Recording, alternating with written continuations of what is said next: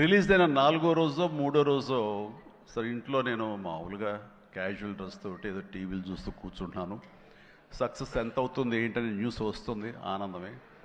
చాలా హుషారుగా సుష్మిత లోపలికి వచ్చేసి, డాడీ ఇది వింటున్నావు కదా ఎంత బాగుందో అని అంటే, ఏసమ్మా ఏం డల్గా ఉన్నావేంటి, నీకు అఫ్కోర్స్ నీకు సక్సెస్ మామూలే కదా, 47 ఏళ్ళ బట్టి అనుభవిస్తున్నావు కాబట్టి పెద్ద కొత్త ఏం కాదు, కానీ మాకు మాత్రం చాలా ఎక్సైటింగ్ ఉందంటే, మరమ్మ కూర్చో, నువ్వు చిన్నప్పటి నుంచి అన్నం తింటున్నావు కదా అని అన్నం ఇవాళ తినమంటే బోరు కొట్టుతుంది, నేను తినంటావా?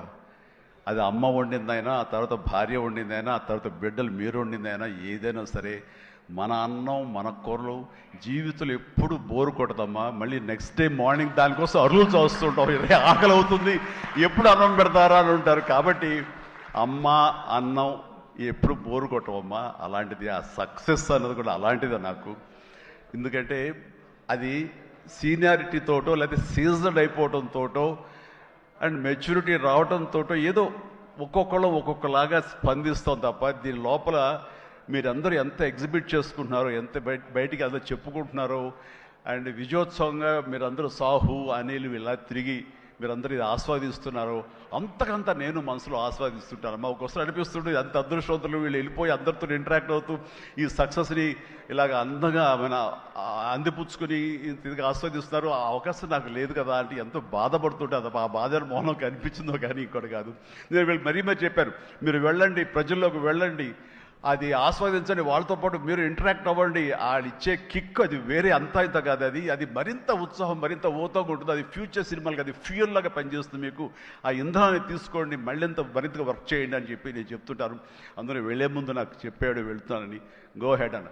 వినాయక్ కూడా అట్లాగే తన ఠాగూర్ సినిమా తర్వాత, అన్నయ్య ఏంటన్నయ్య ఏం ఆనందంగా ఉందన్నయ్య, వాళ్ళు ఒళ్ళు నలిపేసేసారన్నయ్య, పిసికిసారన్నయ్య, మసాజ్ చేశారన్నయ్య, ఆ చేస్తుంటే ఆనందం పెరిగిపోతుంది అన్నాడు. నిజం, అలాంటివన్నీ నేను అనుభవించాను.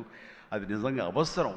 ఈ రోజున అలాంటి ఉత్సాహం చాలా సంవత్సరాల తర్వాత మళ్ళీ ఆ స్టేజ్ మీద ఎప్పుడో 2-3 దశాబ్దాల ముందు ఇలా ఇచ్చిపుచ్చుకోవటాలు, షీల్డ్స్ ఇచ్చిపుచ్చుకోవటాలు అనేవి మనం ఎప్పుడు చూడలేదు. అలా ఎగ్జిబిటర్స్కి, బయ్యర్స్కి, డిస్ట్రిబ్యూటర్స్కి ఇలా మా చేతుల మీదుగా స్టేజ్ మీద ఈ రకమైన కళకళలాడుతూ జరుగుతుంటే కనుక, వా గత వైభవాన్ని మళ్ళీ వింటేజ్ చిరంజీవినే కాదు, వింటేజ్ ఫంక్షన్ సెలబ్రేషన్ కూడా తీసుకొచ్చిన ఘనత అనిల్ రావుపూడిది.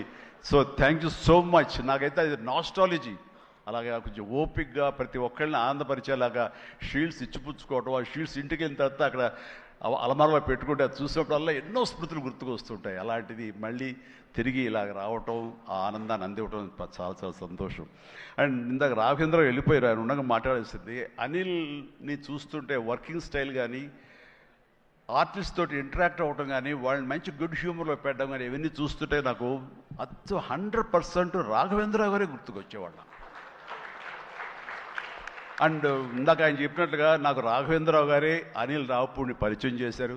బాబాయ్ వెరీ గుడ్ డాన్సర్ చేస్తారు, నువ్వంటే చాలా ఇష్టం, నీ ఇలాగ దించేస్తాడని చెప్తుంటే కనుక అవునంటే అక్కడే ఉత్సాహం 2-3 స్టెప్స్ కూడా వేసాడు ఆ పార్టీలో.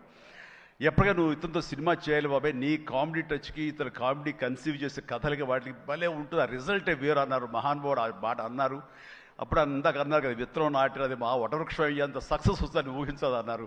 ఆయన మంచి మనసుతోటి, పాజిటివ్ దీంతో, నోట్తోటి ఆ మాట ఆయన అన్నారు. అది ఈ రోజు మేము అందరం చవి చూస్తున్నాం. So thank you so much Raghavendra Rao గారు.